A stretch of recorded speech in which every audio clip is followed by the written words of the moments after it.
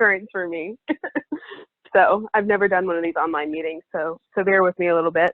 I guess to qualify myself, my date is October 7th of 2018, so I just recently had a year. And thank you, Maria, for having me speak. I love you and miss you. So I guess to start, I'm just going to do kind of my story. I don't really have another topic to start on. So growing up for me, I kind of grew up in a pretty dysfunctional family. So dysfunction was really all that I understood and all that I knew. And that, like being in the program for the time that I've been able to recognize that all the uncomfortability that I felt growing up and all of the like feeling different than and feeling other than and the isolation that I felt that I thought was due solely to like my life experiences and my family experiences really were traits of alcoholism at a pretty young age. I've been able to like recognize that I did like even stupid things growing up pretty alcoholically, like I don't know, just the binging 3 seasons of TV at home by myself alone, and like just the way that I reacted to things was very self-centered, and it's just how it was just the example that I had growing up, and then that's early signs, I believe, of what was to come. My parents, I grew up on the East Coast in North Carolina, and just moved to St. Louis about 18 months ago. And so I grew up in North Carolina, and my parents were divorced when I was 6, and my dad is still in active alcoholism. He's sought treatment a couple times, but never really stuck to it. And he was never doing it for him. He was doing it under like threats of my mother and stuff like that. And so, yeah, it was hard growing up in that environment, because as soon as my parents got divorced, he was really no longer involved, and I never really knew what to do with that. And then a couple years after they got divorced, we were living in South Carolina at the time, but a couple years after they got divorced, my mom just picked up everything and moved us to North Carolina, where she had grown up. And so everything in my world had kind of changed all of a sudden, all at the same time. And I was so young. And so we moved to North Carolina, and that's kind of when my grandparents started raising my brother and I. We would spend most of our time at their house. We would, after school, we'd go to their house and they'd help us with our homework. So they were very much the parental figures. I mean, my mom was still there and she was still very active in our lives, but she was so focused on making sure that excuse me, that she was working and making sure that she was able to support us the best she could and all of that. And so she was never really physically present, but she was always very emotionally present. But so I grew up in my grandparents' house, and I loved them more than anything in this world, but it was a very difficult environment to grow up in as well. Like, it was very loving, but it was also a very judgmental environment to grow up in. And I know that they loved my brother and I more than life itself as well, and they never really showed anything other than that. But it was hard growing up in the South, growing up in a manner that I knew that if I was my true self, that they, based off of how they responded to either television or whatever stories or whatever, I knew that they would not think of me the same if I was myself. For the purpose of this, I identify as queer, and it was a very hard thing to live as growing up, because I was in that environment of bigotry and judgment, and so I always felt different than, and that's really when I started feeling that other than was growing up in high school and stuff like that. And so I resorted to a lot of isolation, a lot of loneliness. My drinking didn't really start until I was 16. I had like a little bit here and there, just of like my mom's Strawberritas in the fridge, which God help me for that being my first drink. But I didn't really start drinking until I was 16. And I had been the victim of an assault at a friend's party where I was, my beverage was drugged. I did not know that I was even drinking alcohol at the time. So it was both spiked with alcohol and drugged. And I was unaware.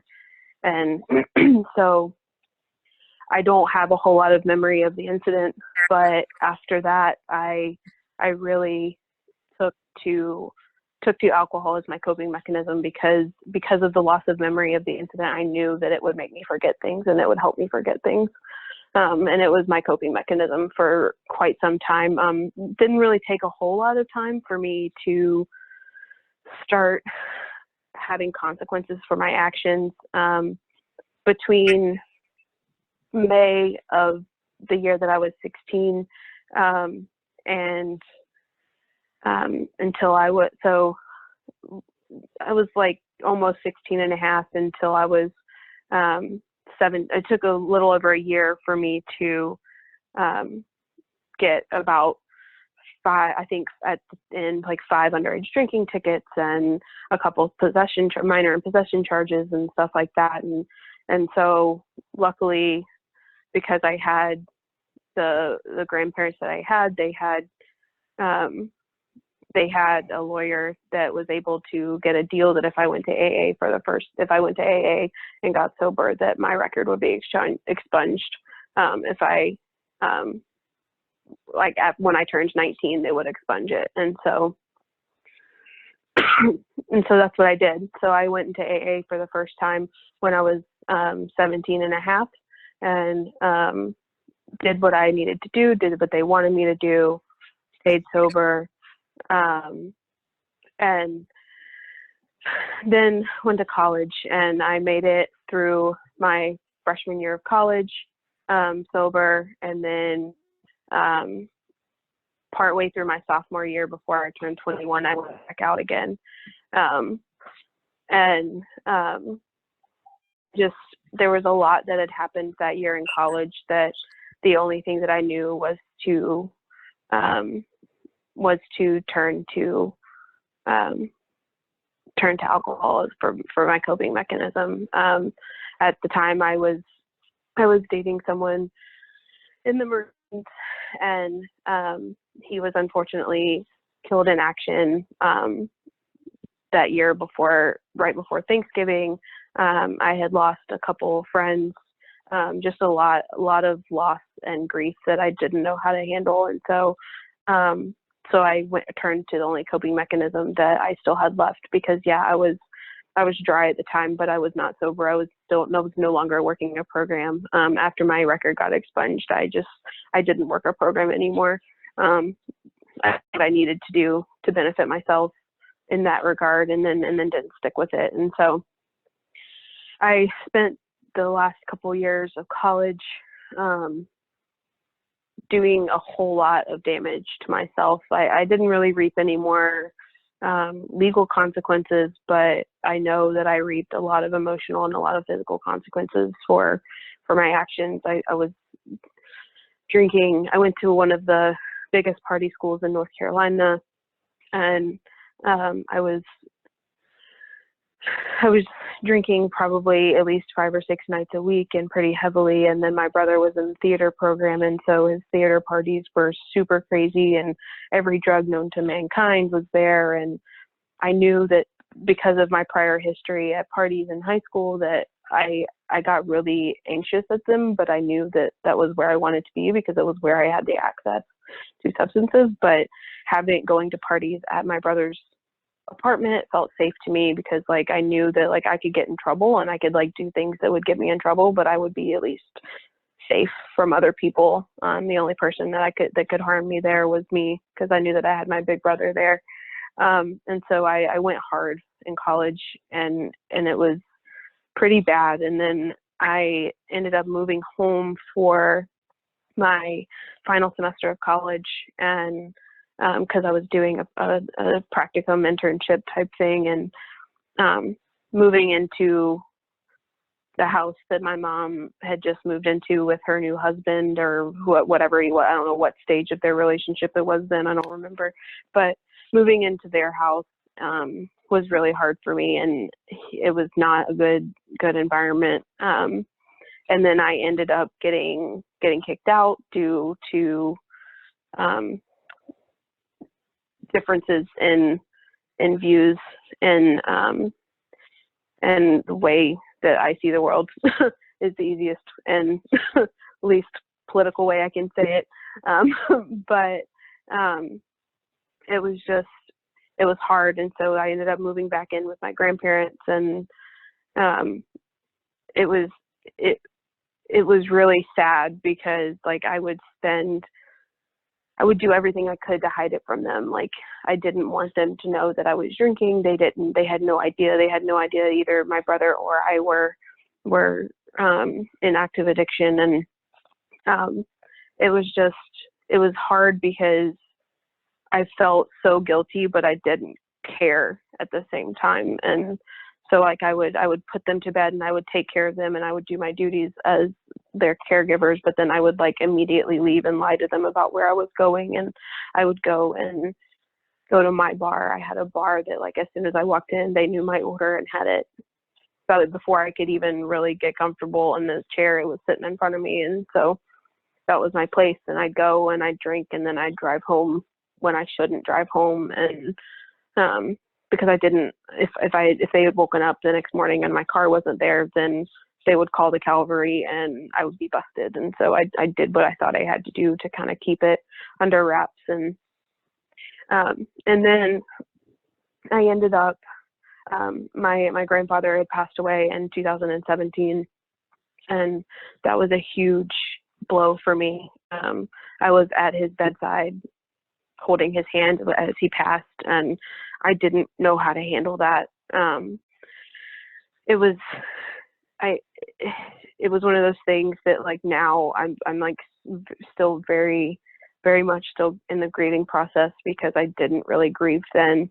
I didn't grieve then, and I felt guilty, and I still feel guilty that I never got to like make amends to him and stuff like that for various things that I had done. And that kind of sent me into a spiral after he died. And then in the spring of, or early spring, late winter of last year of 2018, I ended up getting a job in St. Louis, working for a nonprofit. And so I was like, okay, good. Let me move somewhere else and I'll be fine.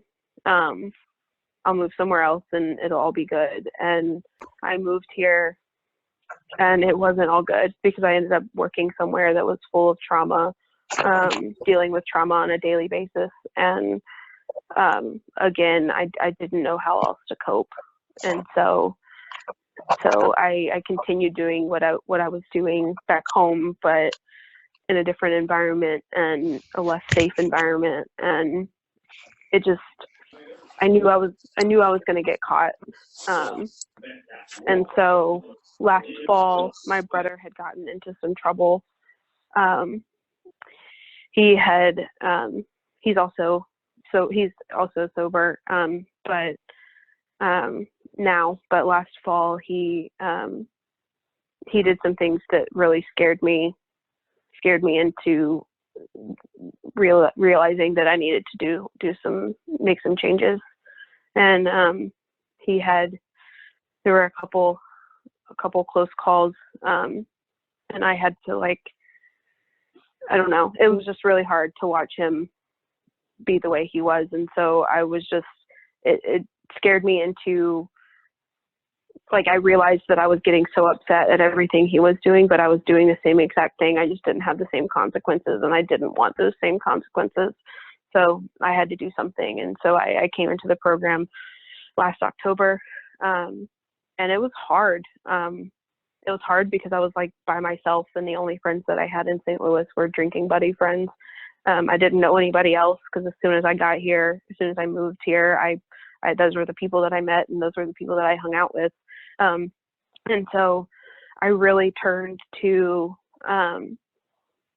the program and tried to, like, get involved with fellowship. And that's honestly the first thing that saved my butt in these meetings and in the program was just the fellowship that was involved. And I was going to at least 2 meetings a day, if not 3 sometimes, because I was doing everything I could to avoid going home, because I lived with 4 people who drank a lot. And so I was doing everything I could to avoid going home. And so the good thing of that was that I got to so many meetings, and I got to meet so many people, and I got involved with young people's in AA actually, like, for sure saved my life. I met my sponsor there. I was really stubborn about getting a sponsor to start with. I think I had about 3 weeks, not 3.5 weeks, before I finally got a sponsor. And she has kicked my butt this entire time, but it's what I needed. I needed someone who would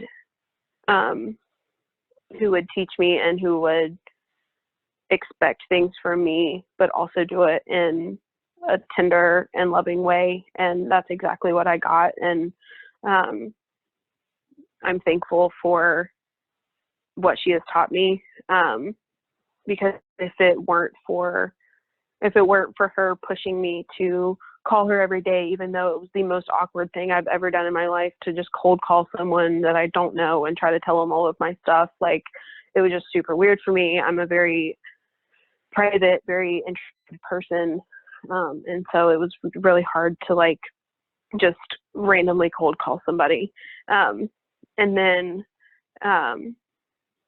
if it weren't for that, I wouldn't have made it through, like, the end of last year and the beginning of this year, because they were some of the hardest times that I had had. I had gone home for Christmas, and it was really rough, and I ended up back at my bar, sitting there twiddling an AA, like, keychain, just really trying to, like, not do something stupid. And I was able to, like, go out to the parking lot and call her, and she talked me down, and, like, call other friends that I had in the program, and they